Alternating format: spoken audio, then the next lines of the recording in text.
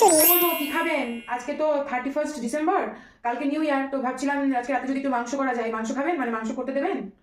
31 December মাংসটার দাম জানা?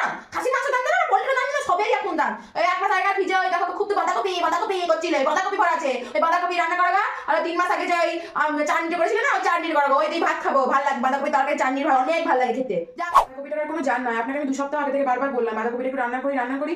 আপনি বললেন না, অত বড় লোকের খাবার খাওয়া যাবে না। মা মনে হয় ওই বাঁধাকপি আর খাওয়া যাবে না, নষ্ট হয়ে গেছে। আমি একটু আগে দেখতে গেলাম, একটু তুল করছে দেখতে। খাওয়া যাবে না, বড় লোক বাবার এত বড় একটা বেটি এলো, ওই শোনা ওই গরম জল দিয়ে ফুটিয়ে লাও, তারপরে ঠিক খাওয়া যাবে। কিছু তো জানো না। ঠিক আছে, আমি বাঁধাকপিটা আপনাকে রান্না করে দিচ্ছি, ওটা বড় লোকের খাবার, তো আপনি খাবেন। আমি একটু আলু সেদ্ধ করছি, আলু সেদ্ধ ভাত খাবো। আর ওই চাটনিটা আমি দেখলাম ভুয়ো ফুটে গেছে। ঠিক আছে, ভুয়োটা উপর থেকে সরিয়ে দেবো, দিয়ে আপনাকে দেবো। আপনি তো সবই চালিয়ে দিতে বলেন, আমি চালিয়ে নেবো। একদম বেশি বাড়াবাড়ি করো না। চাটনি ওই চাটনি খাওয়াবে, আমি খাবো, তুমি সবাই খাবে। এখন আলু সেদ্ধ হবে না, আলুর দাম জানো? আর আলু করা হবে না, বাঁধাকপি করছে না, আলু খাবে। ওই বাঁধাকপি তরকারি গোটা সবাইকে ভাত খেতে হবে। টাকা করে গাছে ধরে টাকা গাছে ধরে।